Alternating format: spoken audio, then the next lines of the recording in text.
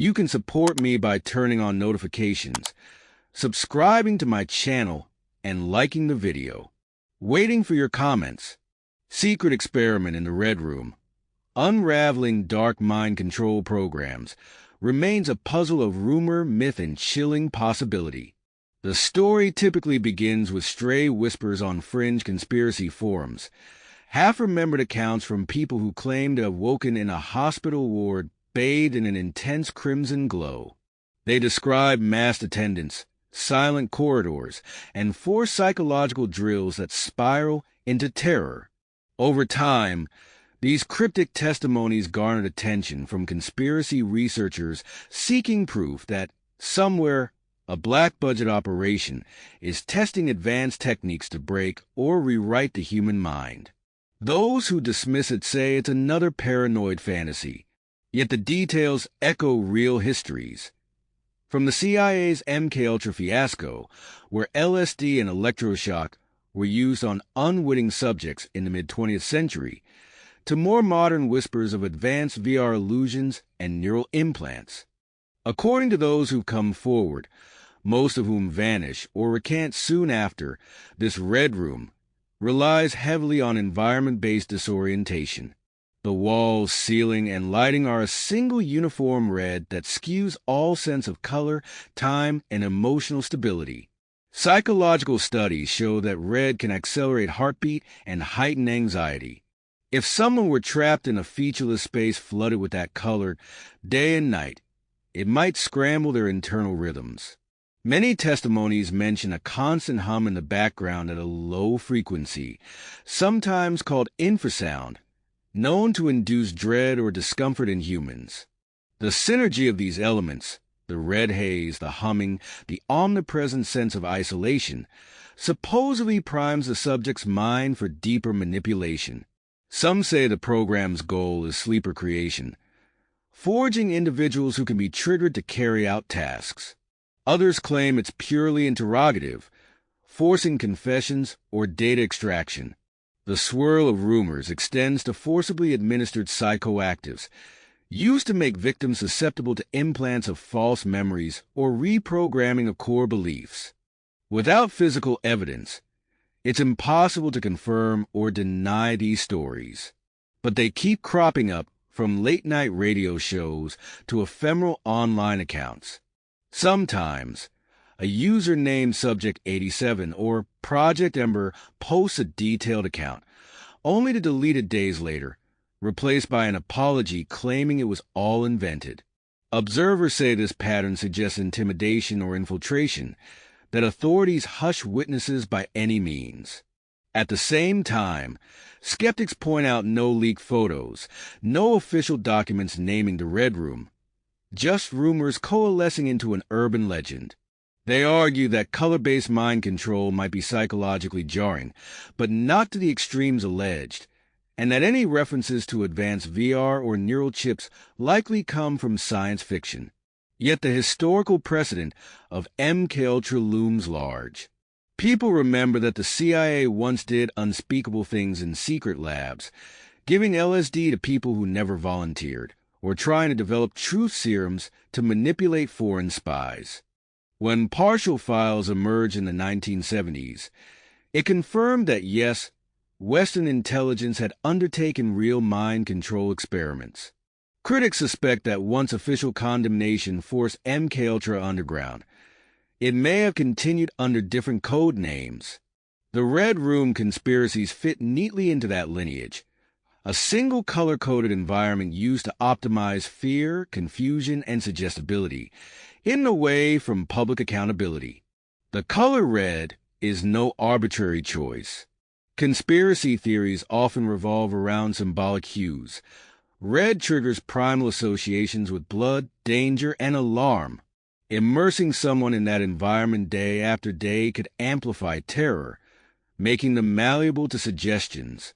Additionally, accounts mention a bizarre synergy of strobe lights, amplified by the tinted atmosphere, disorienting the subject until normal perception cracks. Some alleged victims say their sense of self eroded to the point they couldn't recall their own name, let alone resist interrogation.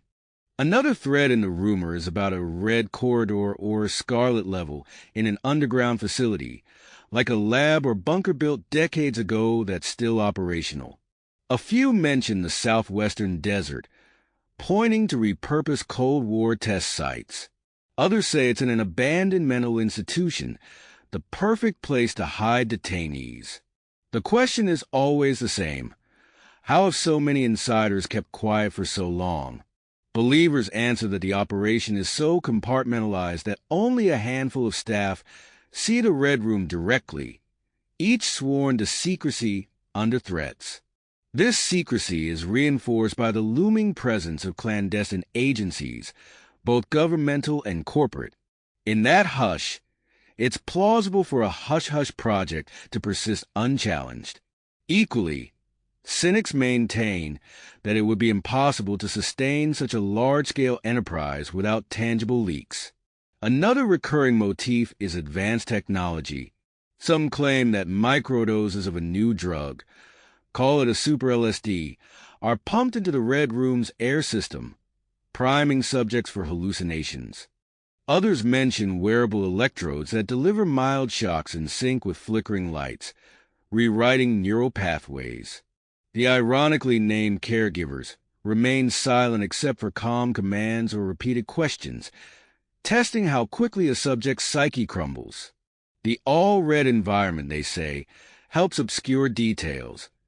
No distinct colors to anchor memory, no sense of day or night, removing all sense of normalcy. The result is a realm of isolation, so complete that the subject eventually yields to suggestion. Bizarrely, some conspiracists link the Red Room to certain bizarre sightings. Rare references to rooms of scarlet in old KGB or Stasi files, for instance, or the newly minted references in the margins of modern psychological papers. One rumor states that the color was chosen because the original Soviet mind control labs used red lighting to create revolutionary fervor, ironically adopted by Western black ops. Another rumor suggests that beyond color, the Red Room doubles as a filming site for horrific psychological content, which is then used for blackmail or traded among certain elites, an angle reminiscent of snuff film legends.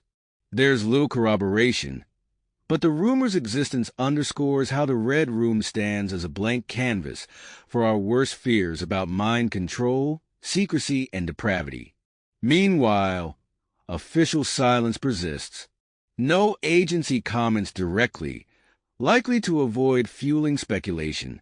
Even references in legislative hearings about intelligence oversight contain no mention of color-coded chambers or advanced VR torture. Some documents from earlier times do reveal partial glimpses into modern psyops, but always in sanitized phrases about enhanced interrogation or behavior modification. The color red is nowhere to be found. That vacuum of clear denial ironically spurs more suspicion. If it doesn't exist, why not dismiss it plainly? In truth, they might consider it too fringe to dignify with a response. But to conspiracists, that is exactly how a cover-up behaves. So the Red Room legend endures, an underground ghost story of the 21st century. It's retold in late-night podcasts, overshadowed occasionally by other conspiracies, chemtrails, crisis actors, or deep underground military bases. Yet it remains a staple whenever the subject of mind control arises. Internet sleuths repost Subject 87's original text, dissecting every line, while Reddit threads dissect plausible neuroscience behind extreme color therapy.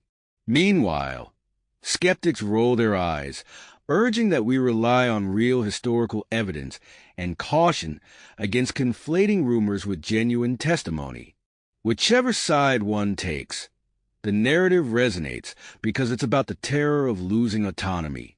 Humans treasure the freedom of thought, and the prospect of waking up in a blood-red chamber with your memories or will at stake triggers a deep primal horror.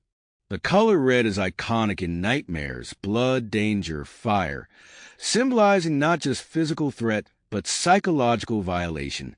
Even if wholly fictional, The Red Room concept capitalizes on that innate dread. Could we prove it's false? Many have tried visiting rumored coordinates in remote deserts or tracking decommissioned mental wards at defunct asylums, hoping to find a corridor drenched in red paint or tinted lights. Typically, they find nothing. A couple of explorers claim to have seen closed-off wings with suspicious wiring and no windows, but no actual red hue or mind control equipment. They posted images of locked steel doors, but who can say what lies behind them? Some vanished from social media soon after. Others say they found nothing except dusty, empty hallways. In the end, all remains inconclusive. Where does that leave us? The Red Room remains an ominous metaphor, a rumored facility that might be part real, part myth, reflecting both legitimate historical precedent and modern anxieties about the unrestrained powers of hidden entities. If it truly operates, it may well hide behind the thickest layers of security, untraceable to standard oversight. If it doesn't, it stands as a cautionary tale about how easily we can conjure nightmares from glimpses of dark possibility. Conspiracies flourish in uncertain times, and we do live in uncertain times. The best advice might be vigilance. Keep an eye on how advanced psychology and neurological science can be harnessed, and demand ethical guardrails. Mind control is no longer just the domain of pulp fiction. Technology to alter behavior in subtle ways is quite real, though typically harnessed for consumer marketing or therapy. Still, with the right resources and lack of moral restraint, who's to say a Red Room couldn't exist? That's precisely why the rumor thrives. It's plausible enough to be terrifying, improbable enough to be mesmerizing, and linked to an age-old tradition of hush-hush experiments. So in the end, secret experiment in the Red Room, unraveling dark mind control programs, remains an uneasy whisper in the collective consciousness. We can treat it as folklore, or we can sense the chilling possibility that behind some heavily secured doors, draped in saturating red light, there might be people twisting the human mind into knots we've yet to imagine. Maybe it's happening right now, unreported, unknown, waiting for a slip or a whistleblower. Or maybe it's just a cautionary specter, reminding us how close we've come before to crossing lines we vowed never to cross again. For now, the truth, if any, stays buried in shadow.